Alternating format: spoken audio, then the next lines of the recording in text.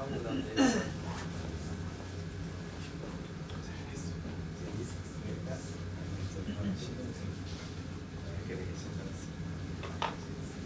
네, 안녕하십니까.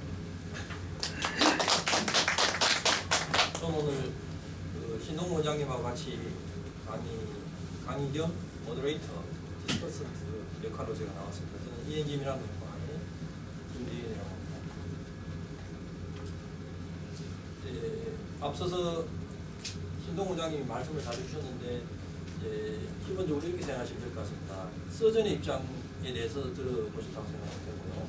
저는 이제 내과 의사 입장으로서 여러분께 말씀을 몇 가지 부가적인 설명을 드리겠습니다.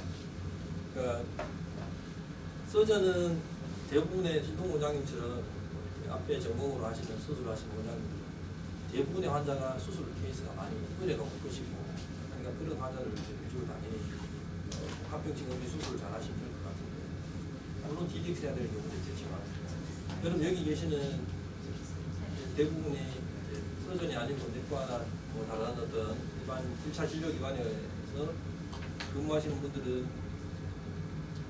환자가 하부 통증이 왔을 때 아니면 페리움빌리컬 페인이 왔을 때 오히려 앞에보다는 오히려 아닌 경우가 더 많지 않습니다. 그래서 이제 1차 난서전 입장에서 보면 환자가 통증이 있어서 왔을 때 과연 이것이 앞배면은 보내고 앞배가 아니라면 어펜디사이트가 아니라는 걸 확인해서 노말 어펜디를 찾는다든가 그 외에 다른 어떤 다이버티크라이티스나 베제트라이티스나 다른 어떤 질환을 찾아서 환자한테 서저리 파트를 보내지 않고 병원에서 자기가 치료하는 거죠. 그렇게 하는 어떤 스킬을 키우는 게 저는 개인적으로 중요한 포인트가 된다고 봅니다. 그런 의미에서 보면 이제 기본적인 앞배를 염증이 생긴 앞배를 찾는 것보다도 사실 노멀 어펜딕스를 찾는 것이 찾는 연습을 하는 것이 굉장히 중요하다. 그런 말씀을 꼭 드리고 싶습니다. 이제 신동 원장님 강의하신 자료를 보면서 제가 잠깐 언급을 몇 가지 하고 넘어가겠습니다. 여기서 뭐 말씀 잘 해주셨고요.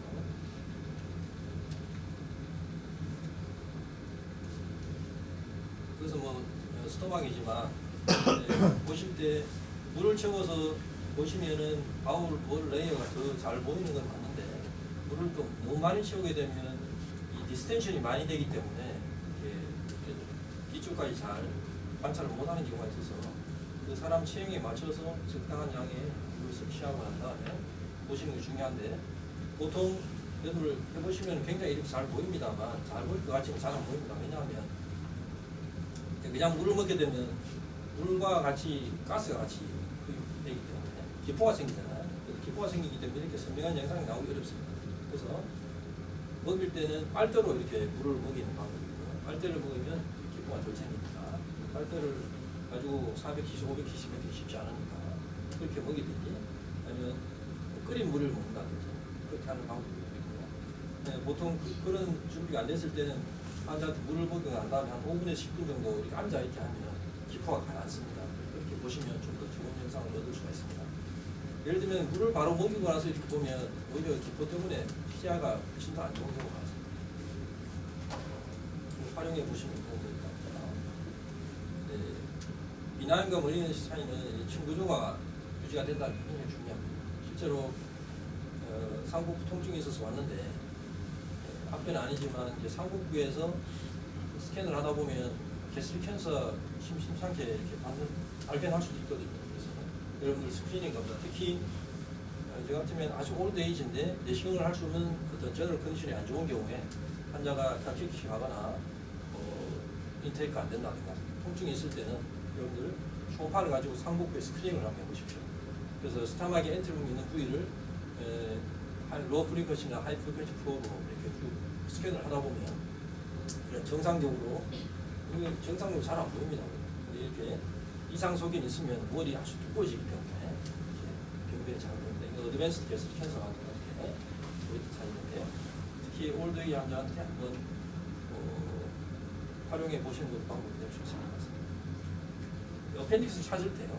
이제 가장 중요한 어펜딕스로 들어가면 이제 여러 가지 랜드마크가 있는데 가장 중요한 것이 5가지 정도 랜드마크를 반드시 기억해 주시면 됩니다. 그래서 이제 콜론과 시컴은 잘 연결된 부위니까 그래서 가장 중요한 것은 그 시컴을 찾아야 돼요. 시컴의 가장 아래 부분.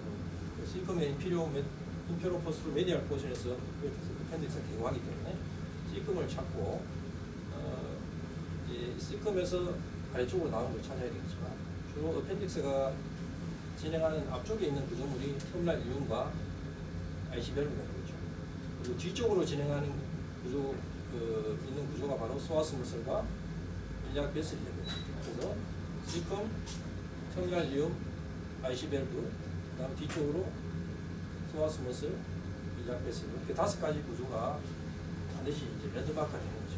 그래서 아까 신동훈 쌤 언급을 했지만 보통 노말이든 펜디사이티스 같은 간에 이 시칼 베이스에서 오리진하는 이 부위를 바로 찾기는 쉽지가 않습니다.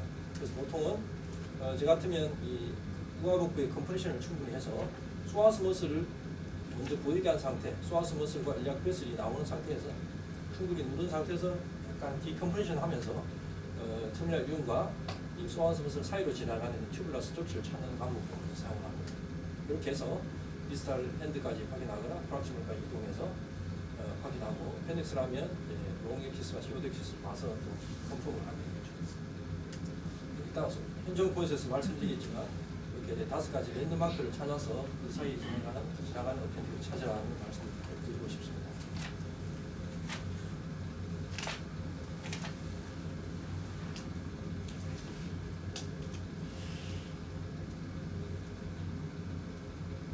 여러 가지 서버의 파티그, 어펜딕스, 펠빅, 레트로시칼 다 있지만 가장 중요한 것은 맥시멀 턴더 포인트. 환자가 통증이 있어서 봤을 때는 맥시멀 턴더 포인트를 가장 먼저 찾는 것이 중요합니다. 그래서 경우에 따라서 라이트 어퍼 커다란 페인, 랩트 워커다란 페인. 여기 케이스에서는 없지만 이렇게 이쪽 내지는 인테스트럴 말로테이션 환자가 있습니다.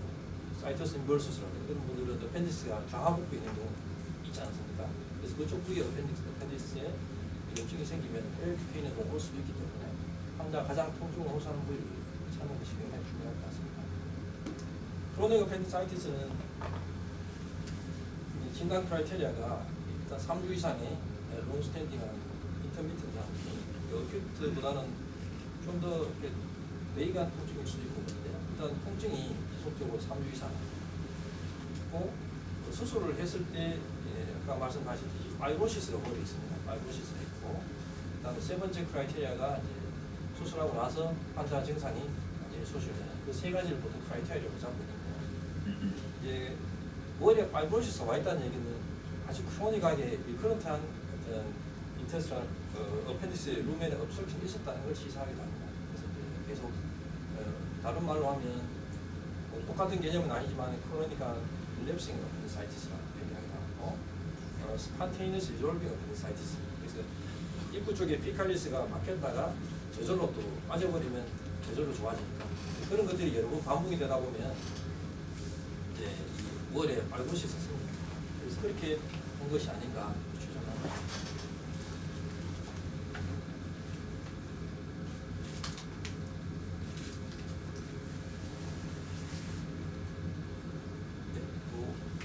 제 슬라이드를 잠깐 말씀드리겠습니다. 저는 앞서 말씀드린 대로 제가 내과 의사 입장에서 제가 주로 앞뼈와 DDX 해야 될 질환에 대해서 어펜딕스를 볼 때 좀 더 관심을 가지고 봐야 될 부분에 대해서 몇 가지 언급을 하겠습니다.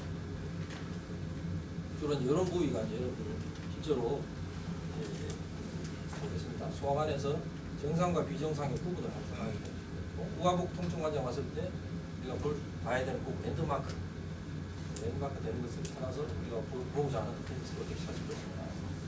이런 경우가 있습니다. 충수를 봤는데 환자가 통증은 있는데 애매합니다. 그래서 6에서 7mm 정도의 보더라인으로 커져 있는 경우에 이것이 앞배일까 아닐까. 굉장히 이게 임상에서 많이 발표되시는 것이거든요.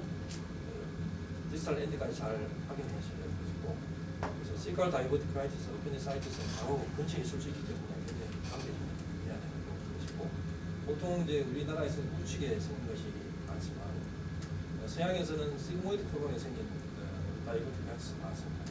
그리고 양측에 차이가 어떤 것인지 코퍼레이티드 어펜디사이티스는 리트로시칼 어펜디사이티스를 보시지 않아야 되시고 특히 이제 마지막에 보면 이제 소아에서 메젠텍 노드가 많이 커져 있는 경우가 있습니다. 정상적으로도 많이 커져 있고 환자가 통증이 있으면서 커져 있는 경우가 있기 때문에 이때 우리가 주의해야 될 것이 어떤 것인가 한번 살펴보도록 하겠습니다. 여기 보시면 이제 우리가 앞배를 포함한 소화관을 초음파를 볼 때는 앞선 슬라이드 있었지만 어떤 층구조가 유지가 잘 되는 구조물인데 실제로 보면 이렇습니다. 층구조가 있는지 없는지 잘 구분이 안 되나요? 왜냐하면 이 스토막이나 콜로이드 그 안에 가스가 많이 들어있기 때문에 그래서 이제 로우 프리퀀시 프로브를 보게 되면 사실 층구조가 정상이라도 구분이 잘 안 되는 경우가 많습니다. 이렇게 보입니다. 이것을 과연 뭐 오브노말이라고 얘기할지 잘 모르잖아요. 그래서 이런 경우에는 가급적이면 스토막 같은 경우에는 볼 수 있는 범위 안에서는 하이 프리퀀시로 프리퀀시 프로브로 바꿔서 보면 좀 도움이 되는데 사실 이 환자는 노멀 엔터미고 그래서 노멀 시커입니다. 그래서 정상에서는 이 소화관의 층구조가 유지가 되는 것도 중요하지만 이제 오히려 잘 안 보이면은 가스 때문에 잘 안 보인다면 그건 오히려 정상이라고 생각하시면 되겠습니다. 우측에 6장의 사진을 한번 보시게 되면요. 병변이 생기게 되면은 이 좌측의 그림보다는 훨씬 더 잘 보입니다. 왜 그러냐면 비낭이든 물리는 병변이 생기게 되면 벽 두께가 두꺼워지거든요. 그럼 훨씬 더 이보다 더 두꺼워지니까 보입니다. 벽 두께 두꺼워지게 되고 비낭이는 층구조가 유지될 것이고 물리는 층구조가 파괴되는 벽 두께가 증가되는 양상이 될 것입니다. 그래서 이거 보시면 이것은 어드밴스드 게스트 캔서 환자예요. 캔서 환자. 그래서 이것은 이제 다른 급설증 때문에 디스텐션이 돼서 이렇게 보는 것이고 이쪽에도 우측 하복부에 시컬 S입니다. 시컬 콜론 캔서, 시컬에 생긴 콜론 캔서. 하여튼 뭐 이상이 생기게 되면 월 시커닝이 보이게 되고 주변에 오히려 주변에 잘 안 보이는 가스가 소실이 되기 때문에 더 잘 보인다. 이렇게 생각하시면 됩니다. 염증이 생기게 되면 주변에 페리엔테릭 패티 인필트레이션이 오기 때문에 주변이 더 두드러지게 보입니다. 패티 인필트레이션 안으로 여러 가지 구조물들이 있죠. 이것은 이 환자 시컬 캔서에 생긴 2차적으로 어펜딕스 폴리피스 박혀서 어펜디사이티스가 그런 케이스가 마지막으로 또 이상 소견은 이제 플루이드 컬렉션 같은 볼 수가 있죠.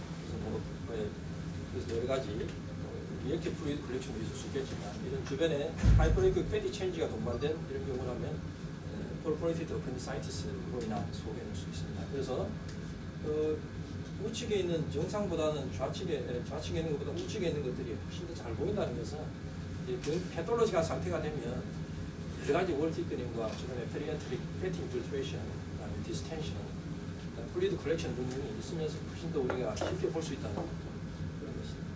그래서 이런 걸 이해하시면 좀 더 소화 초음파를 보는 데 도움이 될 것 같아서 그리고 이제 실제로 이런 이제 두 케이스를 제가 보여드릴 테니까 보시고 첫 번째 케이스는 이렇게 보시네 우측도 보십시오. 좌측 그림과 우측 그림은 똑같은 후각 통증을 주소로 명했습니다. 어펜딕스가 사이즈가 다 커져 있습니다. 6.5mm고 이것은 10mm 가까이 되는데 잘 보십시오. 여기 보면 우측 환자는 시커 베이스에서 어펜딕스가 이렇게 개거하는 거 보입니다. 어펜딕스, 이거 어펜딕스입니다. 좌측의 그림도 보면 어펜딕스가 이렇게 이 사이로 스와스 머슬과 터미널 엘리오 사이로 이렇게 지나가는 거 보이시죠? 예, 이건 어펜딕스입니다. 우측이 좀 더 커져 보이지만 자, 왼쪽에도 보면 굉장히 큽니다. 어펜딕스가 이렇게 잘 보이고 있고요. 그래서 이거 보면 굉장히 롱익스 잘 보이죠? 굉장히 큽니다. 그래서 6.5mm 정도 되고 이것도 한 10mm 가까이 돼요. 단지 이 어펜딕스 다이아미터만 가지고 이 환자가 병변이 앞변이 아니냐를 판별하는 건 아주 어렵다는 말씀 드리기 위해서 이 사진을 제가 보여드렸습니다. 이 환자도 양 환자들 모두 다 의학국 텐더리스로 동반됐던 그런 케이스가 되겠습니다. 이런 경우에 과연 이걸 서저리로 보내야 될 것이냐 말해야 될 것이냐 그 부분의 규진이 어떻게 되겠습니까? 자, 우측은 여러분들 보시면 거의 어펜디사이티스라고 쉽게 생각할 수 있을 정도로 약간 많이 주변에 보면 페리 어펜디사이트 패티 체인지 주변에 보여보여 인필트레이션도 동반되고 그런 소견이 보이죠. 하지만 여기 보면 피칼 머티리얼이 꽉 차 있습니다. 그래서 이제 아주 진행되지 않은 상태에서는 이제 펄스 같은 것도 안에 보이게 되고, 그래서 이런 것 피시스하고 섞여서 이렇게 보이기 때문에 이렇게 이런 식으로 보일 수도 있거든요. 하지만 이쪽 왼쪽 그림도 보시게 되면 굉장히 늘어나 있고 안쪽에 헤테로지니스한 그런 아이소 에코이 내지는 하이퍼 에코이가 포션이 보입니다. 이것이 이제 피시스 피칼 머티리얼이거든요. 사실 이렇게 예전 같으면 수술을 했을 수도 있습니다. 그래서 다음 요 중요한 소견은 같은 환자입니다. 방금 봤던 환자가 결국은 위에 사진은 노말이고 밑에는 어펜디사이티스 진단됐던 수술했던 케이스가 되겠습니다. 그래서 여기 보시면 판별점 여러 가지가 있는데 아까 신동 원장님 강의에 나왔지만 다이메타가 절대적인 기준이 될 수 없다는 걸 말씀드리고 싶습니다. 그래서 어펜디스 다이메타가 6.5mm가 되고 하지만 물론 통증이 있지만 이런 경우에는 반드시 도플러 플로우를 띄워본다든가 주변에 어펜디스알 패티 인필트레이션이 있는지 없는지 그걸 잘 보셔야 되는데요. 도플러 플로우를 띄워보면 주변에 플로우가 증가가 전혀 없습니다. 그리고 월의 어떤 레이어 자체가 잘 구분이 잘 되고, 그다음에 어펜딕스의 월 티크니스도 정상이고, 그래서 단지 이 어펜딕스 약간 늘어나 있고 안쪽에 피시스가 차 있다고 다 이것은 어펜디사이티스라고 얘기하기 불안합니다. 그렇죠? 이 환자는 터미널 일리아이티스 때문에 생긴 2차적인 어펜디사이얼 디스텐션 환자였고요.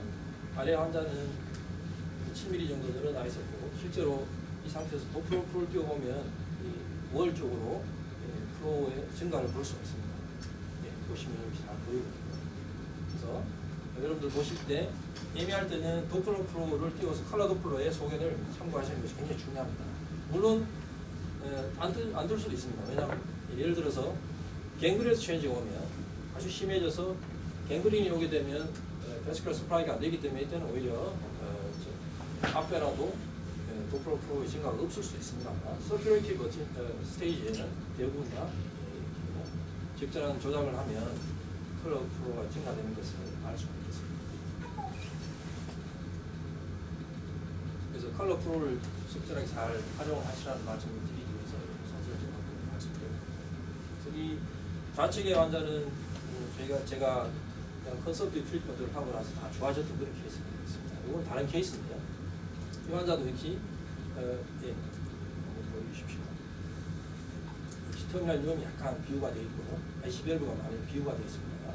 그 아래쪽으로 어펜딕스가 이렇게 개구를 하게 됩니다. 프락시말 쪽은 정상 같은데 디스탈 쪽이 많이 좀 디스텐션이 되어 있습니다. 보시면 디스탈이 뭔가 약간 늘어나 있습니다. 6mm 정도 되더라고요. 이 환자도 마찬가지로 도플러 프로를 띄워보면 도플러 프로의 증가가 컬러 프로상에서 도플러 프로의 증가가 없습니다. 그래서 염증이 아니고 2차적으로 이 환자도 터미널 유음의 염증 때문에 생기는 2차적인 어떤 리액티브 체인지, 이것을 뭐 학자들은 세컨더리 어펜디사이티스라고 얘기하고 페리 어펜디사이티스라고 얘기합니다. 이런 어떤 2차적으로 어떤 실제 어펜디사이티스가 아니라 주변의 다른 소장 염증 때문에 생긴 2차적인 비우는 앞에 비우는 디스텐션은 근본적인 치료를 먼저 원인 질환을 먼저 치료하게 되면 좋아지는 그런 상황이 될 수 있다는 거죠. 그래서 컬러 플로우, 그외 다른 어떤 페리어펜시아 패티 체인지, 포컬 텐더니스 등등을 종합해서 이것이 어펜디사이티스냐 아니냐를 감별해야 된다 말씀드리고 싶습니다. 이 케이스는 우리가 보통 놓치기 쉬운 디스탈 어펜디사이티스, T까지 잘 관찰을 해야 됩니다. 자, 보십시오.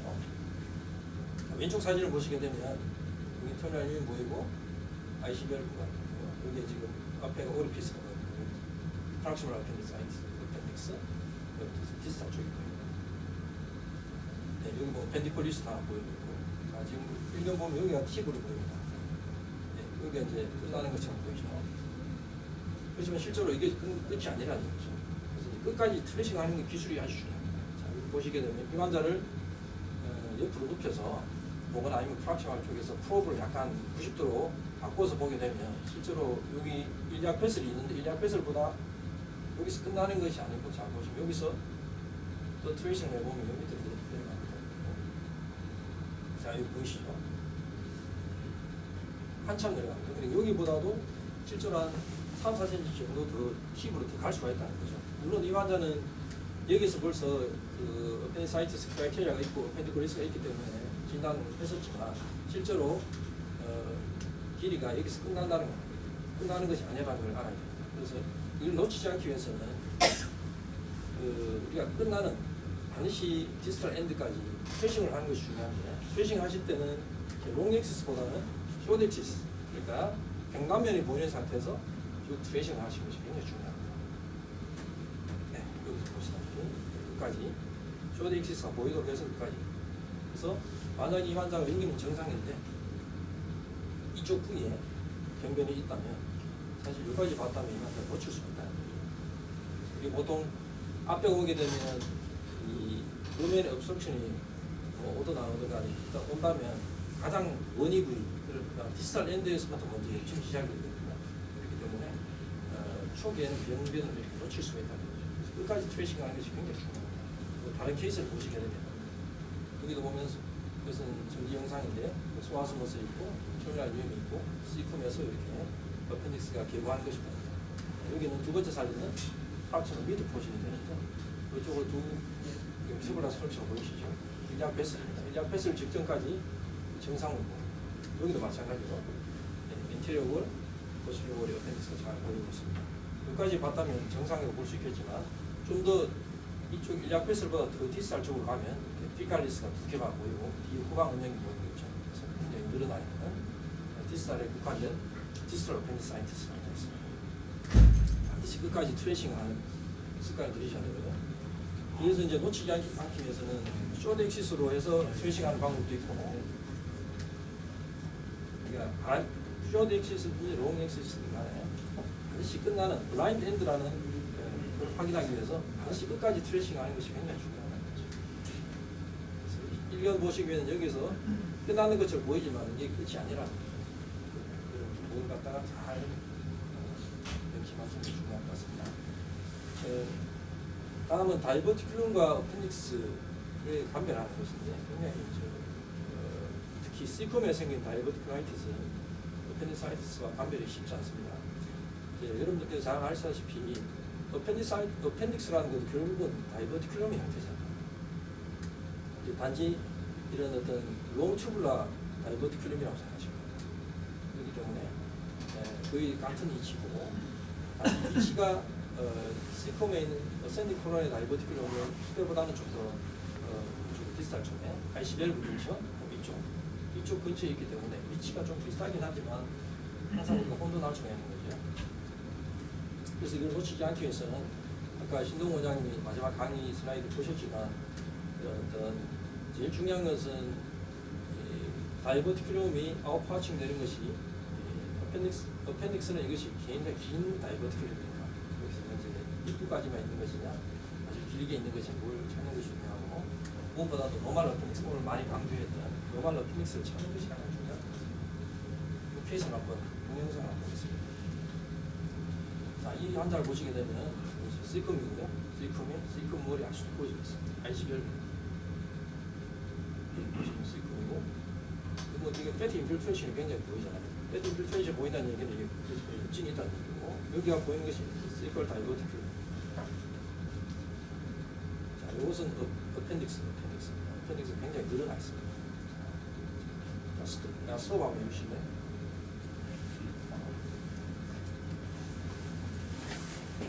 이 환자는 여러분 진단명은 C컬 다이버티큘라이티스입니다. 물론 컨서프티브 트리트먼트도 다 좋아하셨던 그런 케이스가 되는데, 여기가 C콤에서 생긴 다이버티큘럼이 한 2개 정도 보입니다. 여기 보이거든요.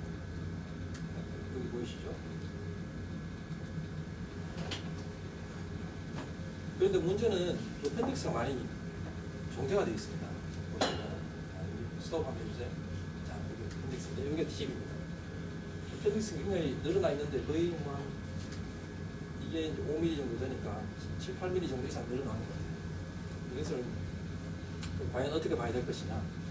결국은 이제 우리가 아까 앞서 말씀드렸던 기본적으로 돌아가서 어펜딕스가 늘어났을 때 단지 이거 다이어메타만 가지고 어펜디사이티스로 얘기할 것이냐 이제 고민을 해봐야 됩니다. 그렇지만 디스텐션 되어 있지만 루멘 안에 뮤커스가 차 있고 월이 보면 자세히 보시다시피 굉장히 구분이 잘 됩니다. 잘 되고 월 두께가 정상, 벽 두께가 정상입니다. 그리고 주변에 어펜딕스 주변에 있는 패티 인필트레이션 자체가 별로 없습니다. 물론 이 환자는 도플러 플로 띄워서 이쪽에 컬러 도플러 플로의 증가도 없었고요. 그래서 단지 어펜딕스가 2차적으로 늘어나는 것만 가지고 이것이 페니사이티스라고 얘기하는 곤란한 거죠. 그리고 무엇보다 이 환자는 처음으로 다시 한번 잠깐 불러주시면 C금이 된 거고요. 요 다이버틸라이티스 자리에 한번 잠깐 스톱을 해주시면 여기 잘 안 넘어가는데 보면 C금에 생긴 다이버티클라이티스가 있었습니다. 그래서 그걸 이제 확인하면 이 환자의 통증의 원인은 여기처럼 있습니다. C금의 다이버티클럼에 염증이 있다는 걸 확인이 됐고 단지 어펜딕스의 디스텐션 2차적으로 생겼다. 페리어펜디사이티스나 이런 것 때문에 2차적인 어떤 종류가 있었기 때문에 그래서 세컨더리 어펜디사이티스. 그래서 세컨더리 어펜디사이티스의 개념은 프라이머리 어떤 포즈가 심화되면 이건 자연작동적으로 좋아지는 거죠. 그래서 완전히 안티바이오틱 쓰고 좋아졌던 그런 케이스가 있습니다. 이 케이스는 이제 퍼포레이티드 어펜디사이티스인데 이제 물론 표면에 있는 것은 하이 프리퀀시 프로브로 봐도 잘 보입니다. 이 환자 잘 보시면 65세 딸 페니스고 터미널 위험이고요. 어펜딕스가 있어야 될 위치에 근처에 보면 굉장히 아주 오해있고 패티 인필트레이션이 보입니다. 자세히 보시면 여기 뭔가 타겟 사인이 이렇게 왔다 갔다 합니다.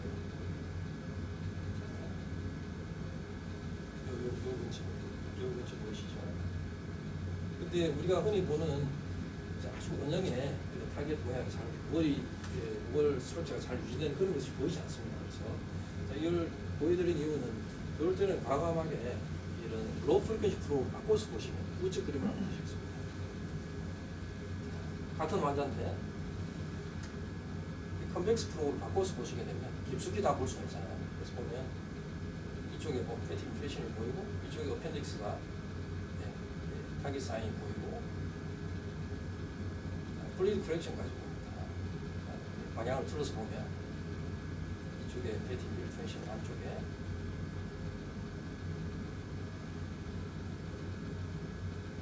여기 어펜딕스거든요. 보이시죠? 튜브라 스트럭처가 롱엑스 어펜딕스 잘 보입니다. 그래서 이제 하이 프리퀀시 프로브로는 보통 세팅을 하더라도 한 4cm, 5cm 정도 하기가 잘 보이고요. 5cm, 6cm 넘어가면 하이 프리퀀시 프로브로는 아무래도 이 근접 영상은 영상이 좋지만 이 디페니트레이션 자체가 하이 프리퀀시 프로브는 잘 안 됩니다. 그래서 보통 이 환자 같은 경우에는 보통 한 5cm, 6cm 정도까지의 병변을 잘 보려면 이렇게 로우 프리퀀시 프로브로 변경해서 뎁스를 적당하게 맞춰서 보면 이 플리드 프랙션 내지는 그 어펜딕스의 주변의 패톨로지를 더 정확하게 알 수 있다는 얘기죠. 그래서 우리가 하이 프리퀀시 프로브만 고집하지 마시고 로우 프리퀀시, 컨벡스 프로브를 적당히 활용을 하시면 굉장히 진단을 하는데 굉장히 도움을 얻을 수 있다는 거죠. 지금 다시 보시게 되면 이쪽에 뭔가 튜브라 스트럭처가 보이고 월 구조가 월 스트럭처가 파괴되어 있죠. 그 폴퍼레이션이 오게 되면 5레이어 내지 3레이어 스트럭처가 소실이 됩니다. 가장 주로 오는 것이 썸뮤코사층 자체가 가다가 이제 없어지는 것이 특징이죠. 시로자 자체가 없어지고 시로자 레이 자체가 플리드 프랙션이 보이게 되고 아까 진동생 강의 나왔지만 플래그먼 내지는 주변에 패티 인필트레이션이 유난히 아주 심하게 두터워집니다. 이런 거 보면 폴퍼레이션 의심을 가지시 하는 거죠. 자, 여기 이제 마지막 케이스인데요.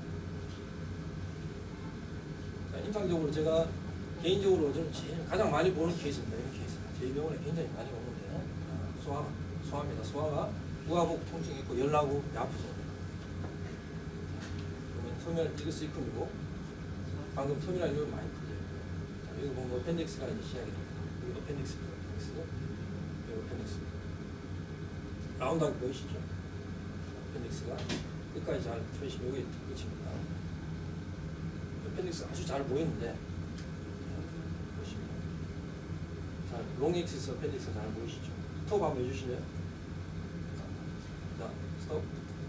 자 여기는 뭐냐면 이 소아스 머슬, 일약 뱃슬, 앞쪽에 터미널 륨 안에 특히 피어스 패치, 하이퍼트로피, 특히 어린애들 터미널 륨의 염증이나 메센테릭 열스니아 인펙션이라든가 이런 게 있을 때 메센테릭 로드가 커지는 원인 중에서 터미널 리아이티스가 오는 경우가 있는데 이때 터미널 륨에 아주 심한 림포이드 폴리클 하이퍼트로피가 오게 되고 시작이 있어요.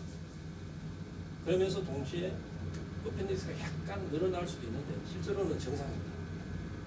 링거리가 넘지 않는 케이스고, 그래서 정상이냐 비정상이냐 구분하는 기준은 층구조가 유지되느냐 그게 중요합니다. 다이어메트 중요합니다. 그래서 정상에서 보면 스톱 한번 해주세요. 스톱. 또 라운드 하는 게 나오도록 해주시면 아주 여러분들 클리니카에서 많이 필드에서 많이 부딪힐 수 있는 부분이기 때문에 제가 강조를 해드리고 싶습니다. 소아는 비교적 팻이 적고 체형이 작기 때문에 어펜딕스 크기는 똑같거든요. 그렇기 때문에 오히려 잘 보입니다. 어펜딕스를 찾아보시면 굉장히 잘 보이기 때문에 그렇게 보이는데 가장 이렇게 하얗게 보이는 부위가 서뮤커스하거든요. 서뮤커스층이 주로 잘 두드러지게 보이지만 소아하고 어른의 차이는 그 안쪽에 서뮤커스층의 내측에 보면 아주 검은 색깔이 보이잖아요. 이것이 뭐냐면 머스크레스 뮤코자, 그러니까 제2층에 림포이드 폴리클이 이렇게 하이퍼트로피가 돼서 이렇게 사는 겁니다. 어린 애들은 굉장히 이게 두껍거든요. 그래서 어른이 될수록 이것이 인볼루션 체인지가 오기 때문에 이게 줄어들죠. 그래서 소아에서는 이 세컨드 레이어의 저액포층, 이것이 림포이드 폴리클의 인식이 굉장히 두텁다. 정상에서도 이렇게 보인다는 거죠. 그 부위를 잘 보시면 이것이 이제 사실은 월 티크니스를 잴 때 여기서부터 재기 때문에 실제로는 이렇게 두꺼워졌다 얘기할 수도 있겠지만 실제로 보면 3mm가 넘지 않는 경우가 많습니다. 노말은 2mm까지 정상이시거든요. 다시 한번 보시게 되면 잘 구조가 잘 유지가 되는 거죠. 조덱시스, 호넥시스 잘. 세컨드 레이어에 그런 저액포층, 림포이드 폴리클이 있는 층이 잘 보인다. 우측 그림을 잘 보시겠습니다. 우측에서 이 환자는 림포이드 폴리클, RLQ에 메젠테리 루트 쪽에 보면 우측 멀티플라이드 림포이드 림프 노드가 커져 있습니다. 그래서 림프 노드에 나즈먼트가 있고 뭉쳐져 있고 소덱시스의 크기가 한 5mm 이상이 되는 것이 여러 개 있습니다. 지금 보시면 림프 노드는 아주 커져 있죠. 이것이 주로 이 환자의 우하복 통증의 원인이었던 것이고 어펜딕스는 정상이라고 보실 수 있습니다. 자, 오늘 말씀드린 요약을 해보겠습니다. 소아관 초음파에서 정상과 비정상 부분은 자주 반복이 되지만 중요한 거기 때문에 한번 짚고 넘어가면 이제 벽두께가 보통 한 4mm에서 5mm 정도가 정상인데 그보다 더 두꺼워지면 이상이 있다는 것이고 이제 비정상 중에서 역정성 변화냐 아니면 악성 변화냐 그 구분하는 것은 벽두가 두꺼워져 있으면서 구조가 유지가 되느냐 이게 중요합니다. 그래서 월의 레이어가 어떻게 되느냐 그게 중요하고 우하부 통증 환자에서 초음파할 때 어펜딕스를 찾기 위해서 랜드마크 되는 것이 5가지 정도 된다고 합니다. 또 C컴과 IC벨도 C컴이 가장 좌측에 있을 것이고 IC벨과 터미널 륨이 어펜딕스 측방에 위치하는 것이고 소아스 머슬과 일약 뱃슬이 어펜딕스의 후방으로 위치한다. 그래서 이 5가지를 찾아서 일단 인존하실 때 뭘 기준으로 해서 어펜딕스 찾는 그런 게 중요할 것 같습니다. 세 번째로는 어펜딕스 다이메타가 6에서 7mm 정도인 경우에 실제로 이것을 어펜디사이티스냐 아니냐를 감별하는 것은 몇 가지가 있는데 뮤럴 티켓이 있습니다. 충수 베개 두께가 보통 2mm까지 정상인데 3mm 이상이 된다든가 도플러를 비웠을 때 플루어 증가가 있다든가 페리 어펜디사를 꽤 체인지가 있는지 어펜디그리스가 있으면 또 배반 소견이 될 것이고요.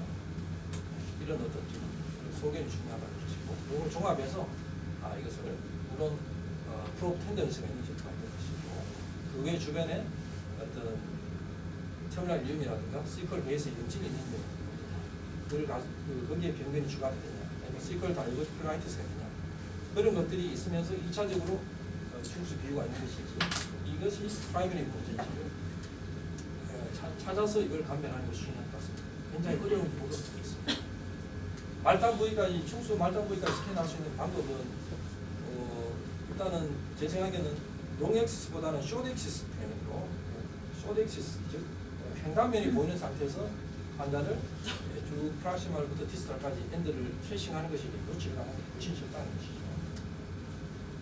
시컬 다이버티크라이티스와 중수의 차이는 이제 숏 다이버티큐이냐 롱 다이버티큐이냐 이 차이라고 보시면 되겠습니다. 그래서 아까 제가 강의에서 잠깐 빠졌지만 우측과 좌측에 생기는 대장 개시염의 차이가 있는데요. 실제로 여러분 대장 내시경 하시는 분들 아시겠지만 서양에서는 좌측에 생기는 것이 굉장히 많습니다. 근데 보통 그거는 파이어드로 오는 것이 많고요. 우측에 생기는 우리나라에 주로 많은 것이 7, 80% 우리나라에는 대부분 우측에 생깁니다. 우측에 생긴 것은 컨제니털하게 오는 것이기 때문에 다이어버티크럼 중에서 컨제니털하게 오는 것은 대부분 다 머리에 5층에 전층이 허니에이션이 됩니다. 그래서 전층이 허니에이션이 되기 때문에 펄프레션이 잘 되지 않습니다. 그래서 대부분 다 약물 치료로 대부분 다 호전이 되는 것이죠.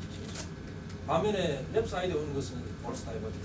그러니까 뮤코사 속 뮤코사가 허니에이션이 되기 때문에 쉽게 펄프레션이 잘 됩니다. 펄프레션이 잘 되기 때문에 이쪽은 수술적인 치료가 필요한 경우도 꽤 있습니다. 펄퍼레이티드 어펜디사이티스 놓치지 않는 팁은 일반적으로 어떤 어펜딕스를 잘 관찰하실 때 초음파 소견으로 따지면 썸뮤코사층이 잘 이렇게 보이는 상태로 트레이싱이 되다가 갑자기 썸뮤코사층이 전층이 이렇게 없어지는 거고, 그러니까 뭘 자체가 파괴가 갑자기 가다가 없어진다든가, 찌로자라든가, 찌로자도 잘 보이다가 갑자기 전층이 소실이 된다든가, 그 다음에 플루이드 컬렉션이 지금이다, 플래그원이다 이런 등등을 가지고 있는 것이고, 아까처럼 반드시 하이 프리퀀시뿐만 아니라 로우 프리퀀시 프로브를 가지고 같이 깊숙이 있는 병변을 반드시 관찰하는 것이 중요하겠습니다. 메트로시컬 어펜사이트에서는 컴프레션과 자세 변경이 중요하겠죠. 9번째, 10번째 중에서 마지막으로 말씀드릴 것이 소아에서 특히 장관막인 파손염이 있을 때 진단할 때 주의해야 될 것은 뭐냐면 이제 이 환자들은 앞배와 증상이 똑같습니다. 거의 똑같고요. 환자가 배가 아파서 오고 열도 나게 되고 노자 보미팅도 올 수 있고 누르면 그쪽 통증도 많이 호소합니다. 그래서 가장 중요한 것은 어펜딕스가 노말인 걸 찾는 게 가장 중요한데 이마저도 어펜딕스가 보더라인으로 늘어나 있는 경우도 있다는 얘기죠. 그래서 어펜딕스가 늘어나 있더라도 월 레이어 구조가 월 레이어 자체가 잘 유지가 되는지 주변에 패티 브리트레이션이 있는지 없는지 등등을 버플로 프로 증가가 있는지 없는지 잘 보시고 이 어펜딕스가 어떤 패톨로지가 같은지 판별해야 되는데 특히 이제 우각복부의 메젠트릭 노드가 통증이 있는 부위를 따라서 많이 커져 있다면 이 병을 시선한다는 것이죠. 그런데 환자가 우각복부 통증이 있는데 초음파를 봤는데 그 어펜디스는 잘 보이지 않고 메젠트릭 노드가 굉장히 많이 커져 있다.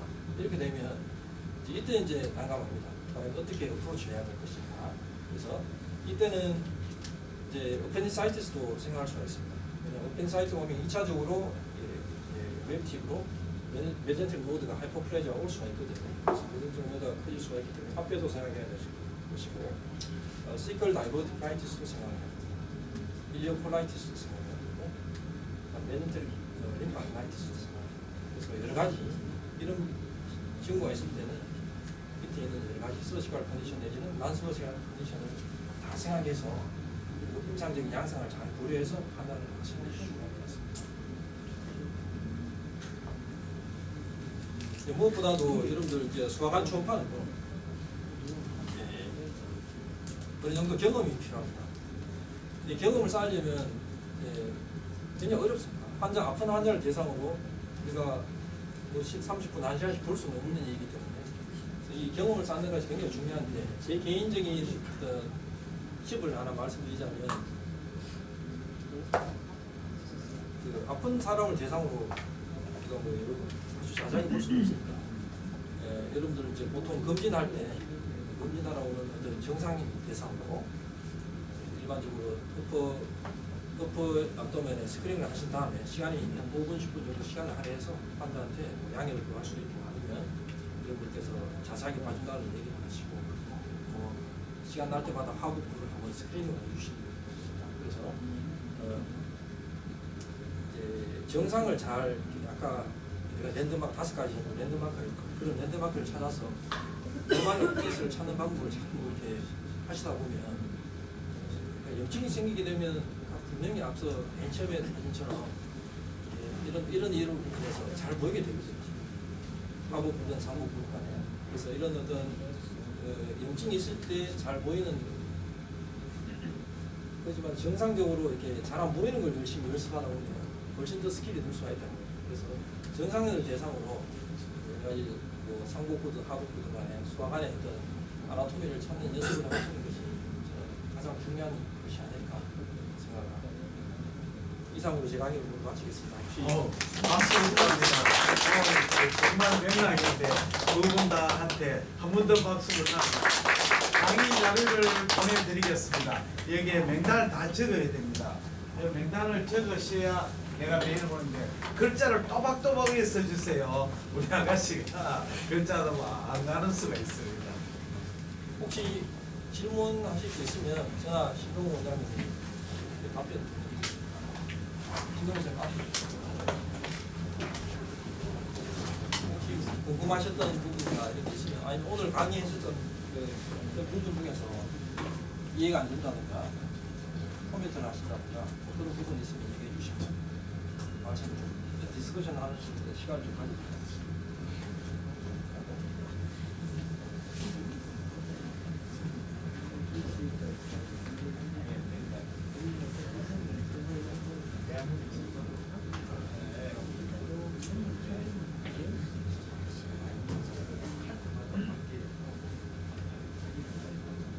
질문 연습 시간 이거로 마치고요. 두 조로 나눠서 핸드폰 코스를 진행하도록. 슬라이드가 다 리비전 됐습니다. 놀랬습니다.